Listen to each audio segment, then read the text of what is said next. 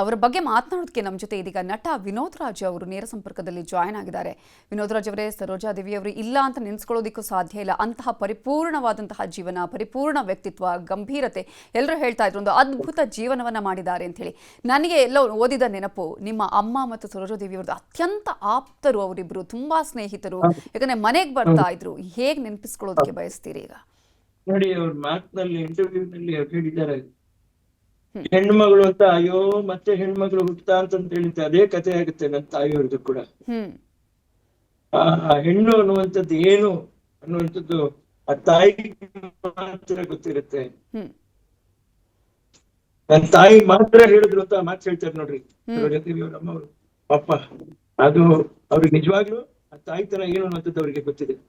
ಅದನ್ನೇ, ಆ ಪ್ರೀತಿನೇ ಅವ್ರು ನಮ್ಮ ಅಮ್ಮನಿಗೂ ಹಂಚ್ಕೊತಾ ಇದ್ರು. ಆ ಪ್ರೀತಿನ ಮಾತಾಡ್ಸ್ಕೊಂಡು ಹಂಚ್ಕೊತಾ ಇದ್ರು. ಜೀವನದಲ್ಲಿ ಅಮ್ಮ ಪಟ್ಟಿರೋ ಕಷ್ಟ, ಇವ್ರು ಪಟ್ಟಿರೋ ಕಷ್ಟ, ಎರಡನ್ನ ಅವ್ರು ಹಂಚ್ಕೊಂಡು ಮಾತಾಡ್ತಾ ಇದ್ರು.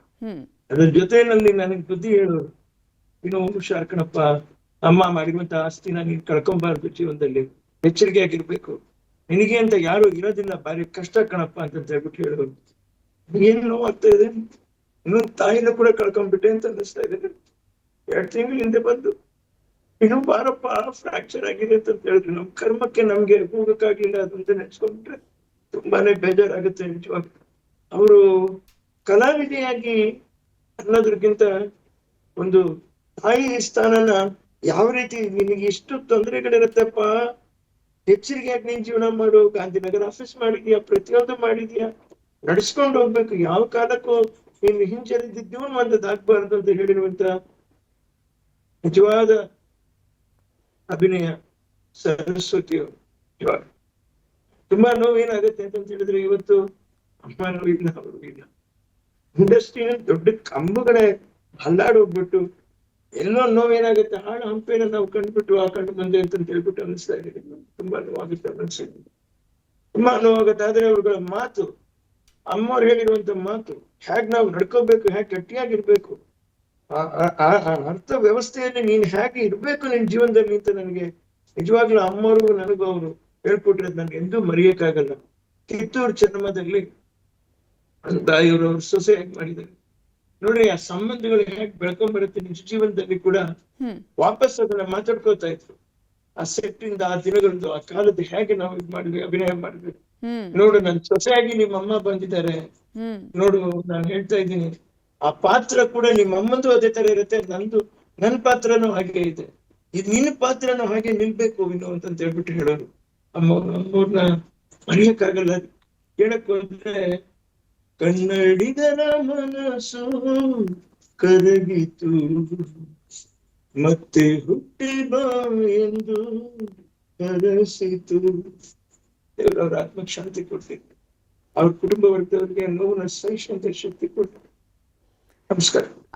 ವಿನೋದ್ ರಾಜ್ ಅವರೇ, ಎಲ್ಲರಿಗೂ ಕೂಡ ಇಂತಹ ಒಂದು ದುಃಖ ಇದೀಗ ಯಾರಿಗೂ ಕೂಡ ಈ ರೀತಿಯಾಗಿ ಆಗಿದೆ. ಯಾಕಂದ್ರೆ ಅವರು ಒಂದು ಮೇರು ಪರ್ವತ ಸಿನಿಮಾ ರಂಗದಲ್ಲಿ ಅಂತ ಹೇಳಿ. ಯಾಕಂದ್ರೆ ಒಂದು 65 ವರ್ಷಗಳ ಕಾಲ ಸಿನಿರಂಗದಲ್ಲಿ ಇರ್ತಾರೆ, 161ಕ್ಕೂ ಹೆಚ್ಚು ಸಿನಿಮಾಗಳಲ್ಲಿ ನಾಯಕಿಯಾಗಿ ನಟಿಸ್ತಾರೆ ಅಂತ ಹೇಳಿದ್ರೆ ಸಾಮಾನ್ಯವಾದಂತಹ ವಿಚಾರ ಅಲ್ಲ.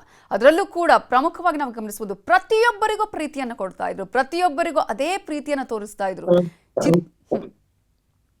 ಹೌದು, ಸಾಧ್ಯ ಇಲ್ಲ, ಯಾರಿಗೂ ಸಾಧ್ಯ ಇಲ್ಲ. ಅದು ಅದೇ ಹೇಳ್ತಾ ಇದ್ರು ಅವರು. ಮನೆಗೆ ಹೋದಾಗ ಎಲ್ಲರೂ ನಾವು ಸೇರ್ತಾ ಇದ್ವಿ, ನಮ್ ಕಾಲದ ಕಲಾವಿದರು ಮಾತಾಡ್ತಾ ಇದ್ವಿ, ಕಷ್ಟ ಸುಖಗಳನ್ನ ಹಂಚ್ಕೋತಾ ಇದ್ವಿ. ಬರ್ತಾ ಬರ್ತಾ ಆ ಕಾಲ ಕಮ್ಮಿ ಆಗೋಗ್ಬಿಟ್ಟು, ಒಡನಾಟಗಳು ಕಮ್ಮಿ ಆಗೋಯ್ತು ಅನ್ನುವಂಥದ್ದು ತುಂಬಾನೇ ಅವರು ಹೇಳೋರು. ಅಮ್ಮನ ಹತ್ರ ಹೇಳೋರು, ತುಂಬಾ ಹೇಳೋರು. ಅಮ್ಮನ್ನೇ ಕರ್ಕೊಂಡು ಕೂತ್ಕೊಂಡು ತುಂಬಾ ಹೊತ್ತು ಸುದೀರ್ಘ ಕಾಲಗಳು ಚರ್ಚೆ ಮಾಡೋರು. ಏನೂ ಇಲ್ಲ ಪಾಪ, ಎಲ್ಲ ಆರೋಗ್ಯಕರವಾದ ಚರ್ಚೆನೆ ಮಾಡ್ತಾ ಇದ್ರು ಪಾಪ. ಅದೇ ಅನ್ನಿಸ್ತಾ ಇದ್ದೀನಿ ಅವ್ರಿಗೆ. ಆರೋಗ್ಯಕರ ಏನಂತಂದ್ರೆ ಚೆನ್ನಾಗಿರ್ಬೇಕು, ಹಾಳಾಗ್ಬಾರ್ದು. ಆಸ್ತಿಗಳನ್ನ ನಾವು ಚತುರಂಗದವ್ರು ನೋಡಿ ಎಂತ ಮಾತು ಅಂತ ಹೇಳಿದ್ರೆ, ಇವತ್ತು ನೀವು ಒಂದೇ ಸಿನಿಮಾ ಮಾಡಿದ್ 10 ಸಿನಿಮಾ ಮಾಡಿ ಮಹಾ ಯಶಸ್ಸು ಬರುತ್ತೆ.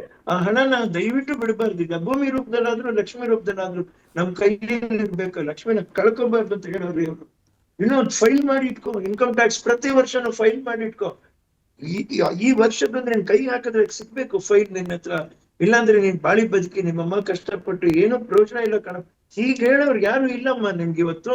ಹ್ಮ್ ಇದನ್ನ ಹೇಳೋರಿಲ್ಲ, ಅದನ್ನೇ ಅವ್ರು ಹೇಳಿದ್ದು.